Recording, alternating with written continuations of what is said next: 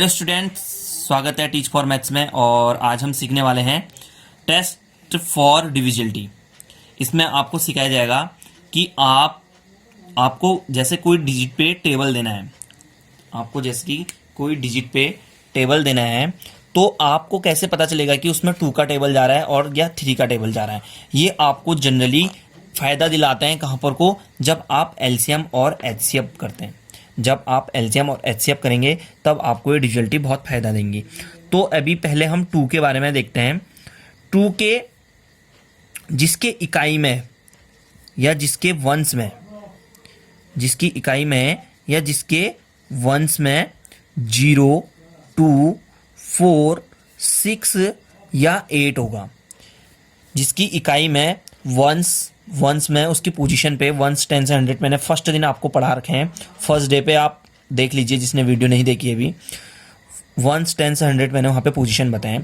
तो जिसके वंश में 0, 2, 4, 6, 8 होता है उसमें 2 का टेबल कंप्लीट बार चली जाता है। जैसे यहाँ पे मैं एक डिजिट लिख रहा हूँ 5 6 7 3 2, यानी कि 56,732 मैंने एक यहाँ पे डिजिट लिखी हुई है। तो इसके वंश की पोजीशन क्या है? ये है वंश की पोजीशन। इसके वंश की पोजीशन 2 है। तो जिसकी पोजीशन 0, 2, 4, 6, 8 होगी उसमें 2 का टेबल कंप्लीट बार चली जाए, यानी कि इस डिजिट में 2 का टेबल पूरी बार चला जाएगा। देन 3 की डिविजिबिलिटी कहती है, 3 का रूल कहता है या 3 की प्रॉपर्टीज कहती है, अगर कोई डिजिट है 3, 6, 4, 2, यहाँ पे एक डिजिट लिखी है मैंने 3642 लिखी है, तो इन सारी डिजिट को सिंगल अलग से ऐड कर देनी है, यानी कि 3 + 6 + 4 + 2 इनको अलग अलग ऐड कर देना है। तो अलग अलग ऐड करके आता है 9, 6 और 3 9 हो जाता है, 9 10 11 12 13 14 15, यानी कि इनको ऐड कर आता है टोटल 15 आता है। तो 15 में 3 का टेबल जाता है गाइस स्टूडेंट, 15 में 3 का टेबल जाता है, यस जाता है। तो 15 जो आंसर आया अगर उसमें 15 का टेबल चले जाता है तो इस डिजिट में भी हमारा 15 का टेबल कंप्लीटली बार चले जाएगा। देन अगला है 4। तो 4 की डिजिबिलिटी कहती है, जैसे कोई डिजिट है 824 मैंने यहाँ पे लिखा, 824 की पोजीशन 100 और 10 पे है, 100 और 10 पे 24 है। अगर 24 में टेबल चले जाता है 4 का कंप्लीट बार तो इस डिजिट में भी टेबल कंप्लीट बार चला जाएगा। तो 4 का वैसे डिविजिबिलिटी बहुत कम यूज होती है, ज़्यादातर 2, 3 और 5 की होती है, लेकिन 4 की भी आपको आनी चाहिए।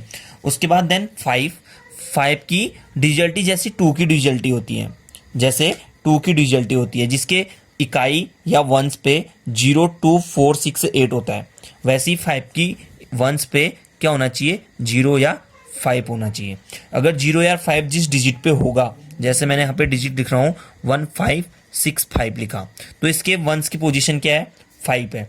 या मैंने एक डिजिट लिखी 1250, तो इसकी पोजीशन क्या है? 0, इसकी पोजीशन है 5। तो इन दोनों डिजिट पे क्या होगा? 5 का टेबल कंप्लीट बार चले जाएगा। तो 5 की डिविजिबिलिटी भी बहुत सिंपल है। देन 6 की डिविजिबिलिटी, अगर उसमें 2 या 3 की डिविजिबिलिटी फॉलो हो रही है, क्या कहा मैंने स्टूडेंट्स?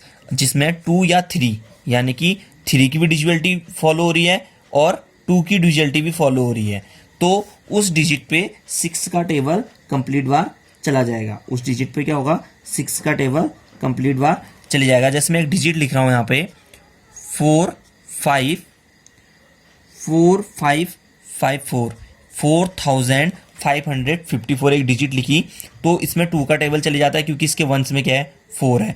अगर आप इन सबको ऐड करेंगे तो ये आ रहा है आपका 10, 4, 14, 18 आ रहा है, तो इसमें 3 का टेबल भी चले जाता है। तो जिसमें 2 और 3 का चले जाता है उसमें 6 का भी चला जाएगा। देन 7 का नहीं होता है, 7 का भी होता है, मैं लास्ट में बताऊंगा। कुछ डिजिट ऐसे होते हैं जिसपे बहुत सिंपल तरीके से हो जाता है। देन 8 की डिविजिबिलिटी कहती है या 8 की प्रॉपर्टीज कहती है, मैं एक डिजिट लिख रहा हूँ 3648 मैंने यहाँ पे एक डिजिट लिखी।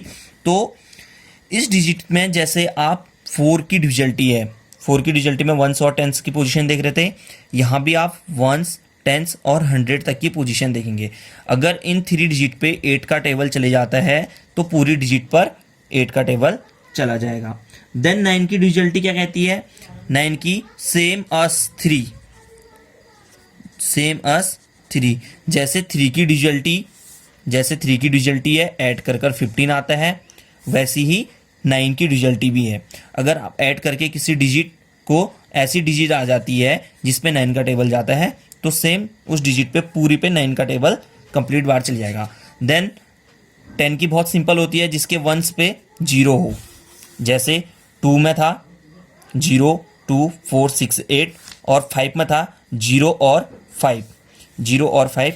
ऐसी 10 की डिजिटलिटी होती है जिसपे 0 हो तो उस पे 10 का टेबल कंप्लीट बार चले जाएगा। 11 की डिजिटलिटी, इसमें आप 2 सेक्टर करते हैं, इवन नंबर जिसको इवन नंबर पता नहीं होगा और ऑड नंबर जिसको ऑड नंबर पता नहीं होगा। हमारी पुरानी वीडियो देख सकते हैं, मैंने ऑड नंबर और इवन नंबर पर अलग से टॉपिक बनाकर डिस्कस किया है। तो इवन नंबर की प्लेस वैल्यू को ऐड किया जाता है और आपको यहाँ पे प्लेस वैल्यू भी काम आने वाली है। प्लेस वैल्यू की वीडियो जिसने नहीं देखी वो भी देखें, और ऑड की प्लेस वैल्यू, तो इन दोनों की प्लेस वैल्यू आपको काम आने वाली है। इनको ऐड कर देंगे और प्लेस वैल्यू इवन की भी और ऑड की भी ऐड कर देंगे। तो ऑड प्लेस वैल्यू और इवन प्लेस वैल्यू अगर दोनों इक्वल आ गई या दोनों बराबर आ गई, प्लेस वैल्यू इवन की भी और ऑड की भी, तो उस डिजिट पे 11 का टेबल कंप्लीट बार चले जाएगा। तो मैं यहाँ पे बात करने वाला था 7 की डिजिटलिटी की। 7 की डिजिटलिटी, अगर कोई डिजिट कितने टाइम से रिपीट हो जाए, 6 टाइम्स, यानी कि मैंने 8 8 8 3 टाइम 8 8 8 6 टाइम रिपीट हो गई। अगर कोई डिजिट 6 टाइम रिपीट हो जाती है, वो कोई सी भी हो, 7 भी हो सकती है, 6 भी हो सकती है, 5 भी हो सकती है, कुछ भी होती है, लेकिन 6 टाइम्स होनी है उसने।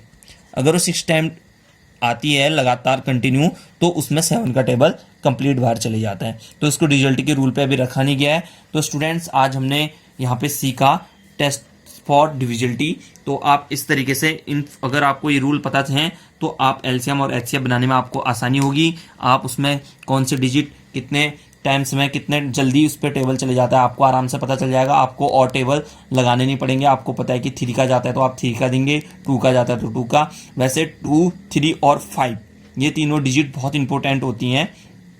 इन तीनों से ही ज़्यादातर क्वेश्चन सॉल्व होते हैं। तो थैंक यू स्टूडेंट्स, ऐसी हमारे वीडियो पे बने रहें और आगे की वीडियोस देखते रहें। स्टूडेंट्स, मैं कहना चाह रहा था, ये सेकंड वाला चैप्टर आपका जो है ये यहाँ पे कंप्लीट हो चुका है, इसमें ज़्यादा कुछ नहीं है और कल से हम न्यू चैप्टर स्टार्ट करेंगे। तो आप हमारे साथ बने रहिए और आप इस चैनल को हमारे सब्सक्राइब कर लीजिए और कल से हम तीसरा चैप्टर स्टार्ट करेंगे। और अभी हमारा ये चैप्टर कंप्लीट हो गया है, इसमें बेस्ट डिविजिलिटी थी और इससे रिलेटिव अगर क्वेश्चन बनाना है तो आप मुझे कमेंट सेक्शन में बताइए। मैं इससे रिलेटिव आप हमारे को अपने क्वेश्चन हमें मेल के जरिए और हमारे contact number, WhatsApp contact number पे भी भेज सकते हैं। तो स्टूडेंट, कल से हम पढ़ेंगे फ्रैक्शन। तो थैंक यू सो मच।